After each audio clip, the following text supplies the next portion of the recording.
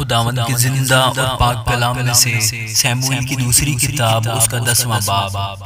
اس کے بعد ایسا ہوا کہ بنی امون کا بادشاہ مر گیا اور اس کا بیٹا حنون اس کا جانشین ہوا۔ تب داؤد نے کہا کہ میں ناحس کے بیٹے حنون کے ساتھ مہربانی کروں گا جیسے اس کے باپ نے میرے ساتھ مہربانی کی۔ سو داؤد نے اپنے خادم بھیجے تاکہ ان کی معرفت اس کے باپ کے بارے میں اسے تسلی دے۔ چنانچہ داؤد کے خادم بنی امون کی سرزمین میں آئے اور بنی امون کے سرداروں نے اپنے مالک حنون سے کہا، تجھے کیا یہ گمان ہے کہ داؤد تیرے باپ کی تعظیم کرتا ہے کہ اس نے تسلی دینے والے تیرے پاس بھیجے ہیں؟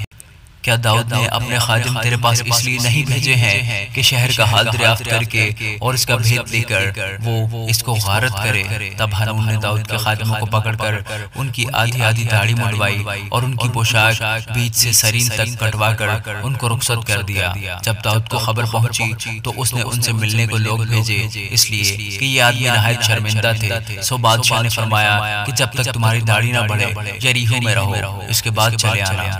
جب بنی امون نے دیکھا کہ وہ داؤد کے آگے نفرت انگیز ہو گئے تو بنی امون نے لوگ بھیجے اور بیت رہوب کے آرامیوں اور زوباہ کے آرامیوں میں سے 20,000 پیادوں کو اور ماکہ کے بادشاہ کو 1,000 سپاہیوں سمیت اور طوب کے 12,000 آدمیوں کو اجرت پر بلا لیا۔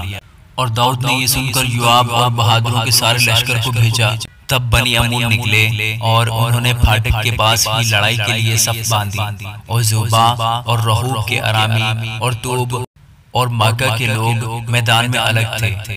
جب یوآب نے دیکھا کہ اس کے آگے اور پیچھے دونوں طرف لڑائی کے لیے صف بندی ہے تو اس نے بنی اسرائیل کے خاص لوگوں کو چن لیا اور آرامیوں کے مقابل ان کی صف باندھی اور باقی لوگوں کو اپنے بھائی ابیشے کے ہاتھ سونپ دیا۔ اور اس نے بنی امون کے مقابل صف باندھی۔ پھر اس نے کہا، اگر آرامی مجھ پر غالب ہونے لگے تو تو میری کمک کرنا، اور اگر بنی امون تجھ پر غالب ہونے لگے تو میں آ کر تیری کمک کروں گا۔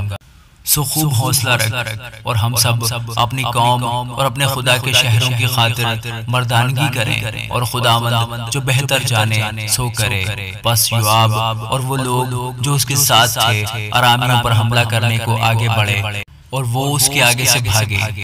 جب بنی امون نے دیکھا کہ آرامی بھاگ گئے تو وہ بھی ابیشے کے سامنے سے بھاگ کر شہر کے اندر گھس گئے۔ تب یوآب بنی امون کے پاس سے لوٹ کر یروشلم میں آیا۔ جب آرامیوں نے دیکھا کہ انہوں نے اسرائیلیوں سے شکست کھائی تو وہ سب جمع ہوئے، اور حدت ازر نے لوگ بھیجے اور ان آرامیوں کو جو دریائے فرات کے پار تھے لے آئے، اور وہ حلام میں آئے، اور حدت ازر کی فوج کا سپہ سالار سوبک ان کا سردار تھا۔ اور داؤد کو خبر ملی، سو اس نے سب اسرائیلیوں کو اکٹھا کیا اور یردن کے پار ہو کر حلام میں آیا، اور آرامیوں نے داؤد کے مقابل سفارائی کی اور اس سے لڑے، اور آرامی اسرائیلیوں کے سامنے سے بھاگے۔ اور داؤد نے آرامیوں کے 700 رتھوں کے آدمی اور 40,000 سوار قتل کر ڈالے، اور ان کی فوج کے سردار سوبک کو ایسا مارا کہ وہ وہیں مر گیا۔ اور جب ان بادشاہوں نے جو حدت ازر کے خادم تھے دیکھا کہ وہ اسرائیلیوں سے ہار گئے تو انہوں نے اسرائیلیوں سے صلح کر لی اور ان کی خدمت کرنے لگے، غرض آرامی بنی امون کی پھر کمک کرنے سے ڈرے۔ آمین۔